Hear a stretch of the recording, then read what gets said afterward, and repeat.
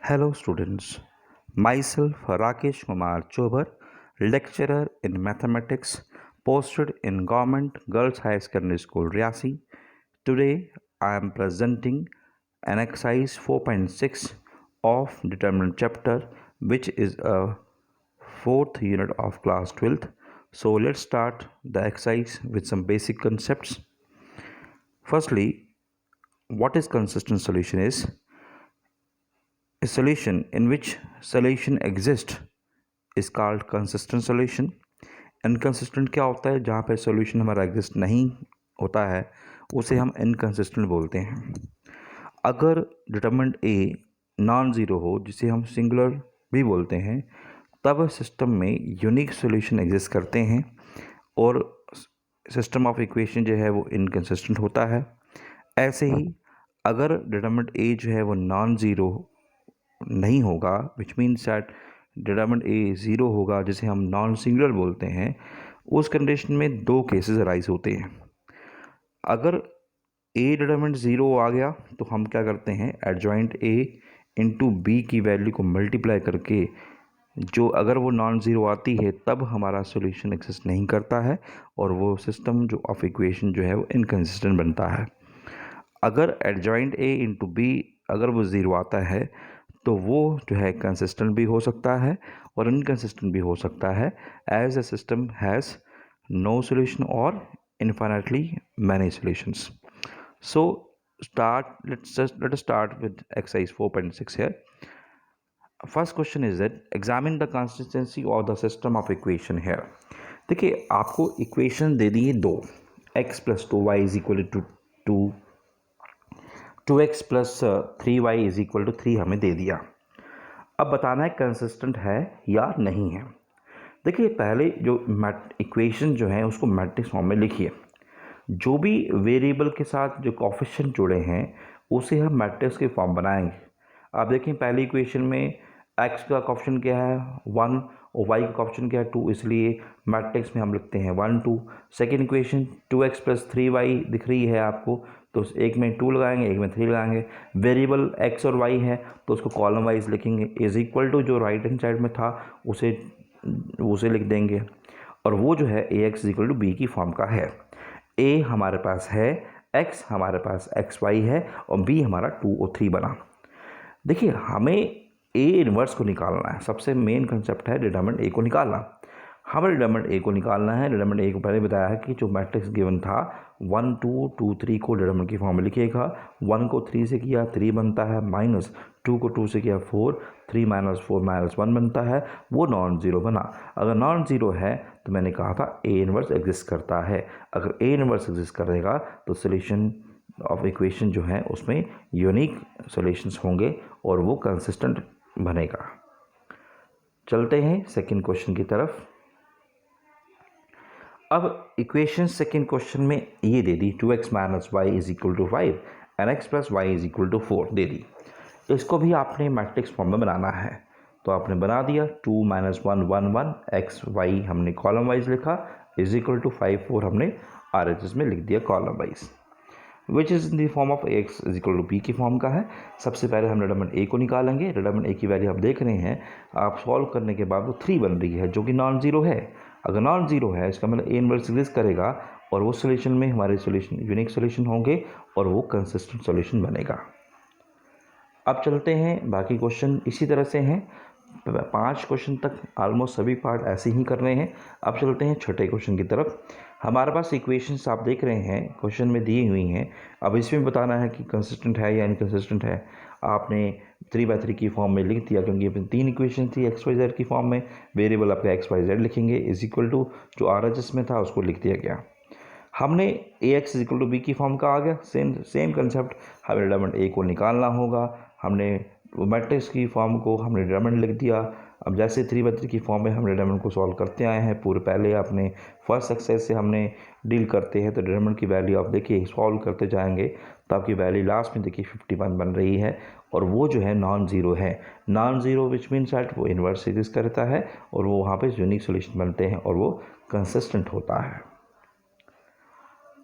अब ऐसे ही ये क्वेश्चन करना है। अब आगे देखिए यहाँ से क्वेश्चन जो है हमारे पास क्या करना है, हमें एक्स वाई जेड को निकालना है बाय मैट्रिक्स मेथड। अब हम इसमें क्या करते हैं, सपोज हमारे पास एक इक्वेशन है दो, 4x minus 3y is equal to 3 दिया है और 3x minus 5y is equal to 7 दिया है। हमने वही तरीका अपनाना है जैसे पहले किया था, मैट्रिक्स फॉर्म कर दीजिए, एक्स वाई लिखिए, 3 1 3 7 लिखिए, ये ए एक्स इक्वल टू बी की फॉर्म का है।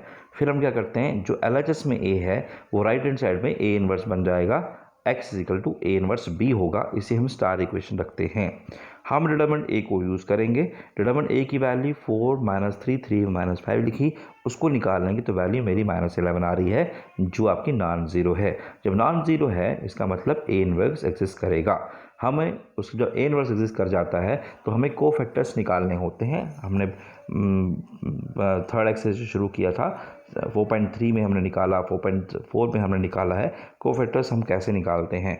उसमें अब A11 की वैल्यू आप देख रहे हैं, आपको कंसेप्ट क्या था, AIJ इज इक्वल टू -1 की power I plus J MIJ था।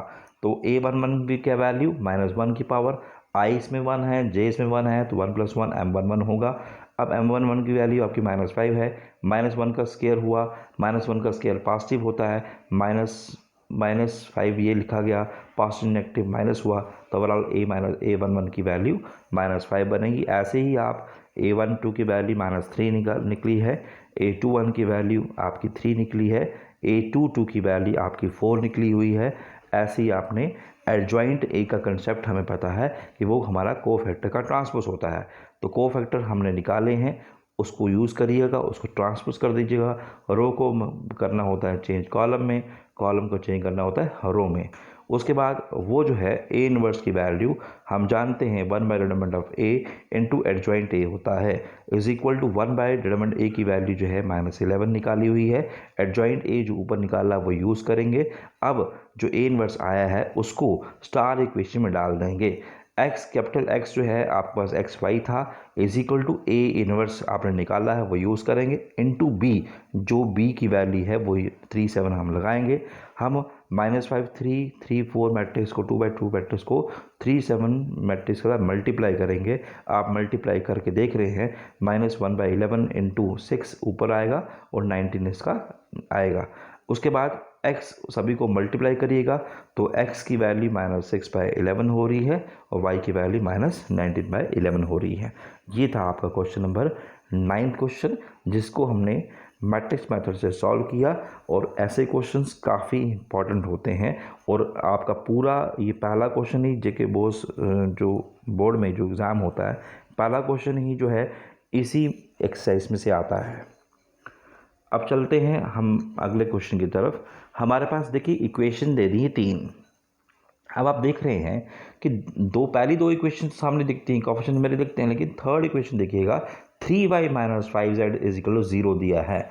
इसका मतलब x इसमें नहीं था, तो उसको हम 0x लिख सकते हैं। इसलिए हमने बोला कि पहले हम तीनों इक्वेशन को रीअरेंजमेंट तरीके से लिखेंगे कि जहाँ पे x नहीं था हमने 0x लिख दिया, 3 इक्वेशंस आ गई। फिर उसके बाद हमने उसको मैट्रिक्स फॉर्म में बनाना है, तो हमने लगा दिया, हमने लिख, फिर वो जो कोएफिशिएंट्स में x y z इन्वॉल्व हुआ है हम वो भी यूज़ करेंगे। इज इक्वल टू 1 3/2 0 लिखा है और वो ax इक्वल टू बी की फॉर्म का होगा। यहाँ से आप x की वैल्यू जो है वो a इनवर्स b की फॉर्म में होगी, उससे हमें सारे इक्वेशन को रखना होगा। हम डिटरमिनेंट ए को निकालेंगे। डिटरमिनेंट ए क्या है, हमारे पास एक मैट्रिक्स दिया है, हम उसको 2/2 3/3 की फॉर्म से हम इसको मल्टीप्लाई करेंगे। आप निकालेंगे उस डिटरमिनेंट की वैल्यू को। आप देख रहे हैं निकाल रहे हैं, लास्ट में निकालने के बाद आप ऊपर देख रहे हैं कि ये 34 जो है इसकी वैल्यू आ रही है, जो कि नॉन ज़ीरो बने। जब नॉन ज़ीरो बनती है तो हमने कहा था तभी आपका ए इनवर्स निकलता है। जब ए इनवर्स निकलेगा तो हमारे पास हम हर एक कोफैक्टर्स को निकालते हैं। कंसेप्ट आपका AIJ इज इक्वल टू -1 की power I plus J MIJ होता है। आप A11 की वैल्यू निकाल रहे हैं, आपकी 13 बनी, A12 की वैल्यू 5 बनी, A13 की वैल्यू 3 आ रही है, A21 की वैल्यू सॉल्व करने के बाद आपकी 8 बनेगी, A22 की वैल्यू जो है -10 बनेगी, A23 की वैल्यू सॉल्व करने के बाद -6 बनती है, A31 की वैल्यू 1 बनती है, A32 की वैल्यू यहाँ से सॉल्व करने के बाद आपका 3 बनेगा और A33 की वैल्यू जो है -5 बनेगी। हमने कोफैक्टर्स निकाल दिए, ये पहले आपने निकाले हैं। हमने एडजॉइंट निकालना है जो कि कोफैक्टर का ट्रांसपोज होता है। कोफैक्टर की जो वैल्यू आई हैं उसका ट्रांसपोज कर दीजिए। देखिए जो R1 था वो आपका C1 बन गया, 13 5 3 जो है वो C1 बन चुका है। 8 - 10 6 जो है एडजॉइंट ए में जो C2 है वो पहले कोफैक्टर में आपका R2 था। वैसे ही आपका 1 3 - 5 एडजॉइंट जो ए निकाला है वो अब वो C3 है और पहले वो जो ट्रांसपोज है पहले वो आपका R3 था। अब हम उस वैल्यू को हम गिवन स्टार इक्वेशन में पुट करेंगे। पुट करने के बाद आप देख रहे हैं कैपिटल X की वैल्यू XYZ है is equal to A inverse की वैल्यू आपने निकाली है 1/34, 13 8 1 5 - 10 3 3 - 6 -5 निकाली है इनटू बी हमारे पास था 1 3/2 9। हम पहले इसको मल्टीप्लाई कर रहे हैं तो 1/34 लास्ट में देखिएगा 34 आ रहा है, 17 आ रहा है, -15 आ रहा है, 51 आ रहा है। उसको डिवाइड करने के बाद x की वैल्यू 1 बनेगी, y की वैल्यू 1/2 बनेगी और z की वैल्यू -3/2 बनेगी। ऐसे ही हमारा क्वेश्चन नंबर 12 है। 3 इक्वेशंस हमारे पास दी हुई हैं तो हम उसको वैसे ही निकालेंगे जैसे पहले किया था। गिवन को मैट्रिक्स फॉर्म बना दीजिएगा, वो AX = B की फॉर्म का होगा। यहाँ से x की वैल्यू A इन्वर्स B होगी, उसे हम स्टार इक्वेशन रखेंगे। हम डिटरमिनेंट A को बनाएंगे, आपका पहले मैट्रिक्स फॉर्म था, हम डिटरमिनेंट की वैल्यू 3/3 की फॉर्म में लिख दी हुई है। उसको हम सॉल्व करेंगे पॉजिटिव पॉजिटिव कंसेप्ट के साथ। तो वैल्यू आप देख रहे हैं कि 10 बन रही है जो कि नॉन ज़ीरो है। जब नॉन ज़ीरो हुई इसका मतलब वो A इन्वर्स एग्जिस्ट कर गया। A इन्वर्स एग्जिस्ट करेगा तो वहाँ से कोफैक्टर बनेंगे। A11 की वैल्यू 4 आएगी, A12 की वैल्यू -5 आ रही है और उसके बाद आपकी A21 की वैल्यू आपकी आप 8 - 5 आपकी 2 बनेगी। A22 की वैल्यू 0 आएगी, A23 की वैल्यू आपकी -2 बनेगी, आपकी A31 की वैल्यू 2 आ रही है, A32 की वैल्यू आपकी 5 आ रही है और A33 की वैल्यू आपकी 3 आ रही है। हमें एडजॉइंट निकालना था, वो कोफैक्टर का ट्रांसपोज होता है। पहले जो कोफैक्टर बनाए हुए हैं वो लिखा जाएगा, उसका ट्रांसपोज कर दीजिए। ट्रांसपोज करने के बाद जो R1 था वो C1 बन चुका है, जो R2 जो था वो C2 बन चुका है, R3 जो था वो C3 बन चुका है। उसको हम स्टार इक्वेशन में डालते हैं। कैपिटल X XYZ है is equal to A inverse की वैल्यू आपके सामने है। हम 1/10 फॉर्मूला आपके पास था, 1/10 लिखेंगे, एडजॉइंट A की वैल्यू लगा देंगे इनटू B 402 था। मल्टीप्लाई करने के बाद वैल्यू 1/10 इंटू 20 आ रही है, -10 आ रही है, वो 10 आ रही है। हर एक को 10 से डिवाइड करेंगे तो आप देख रहे हैं x की वैल्यू 2 बनेगी, y की वैल्यू -1 बनेगी और z की वैल्यू -1 z की वैल्यू +1 बनेगी। इसी के साथ ये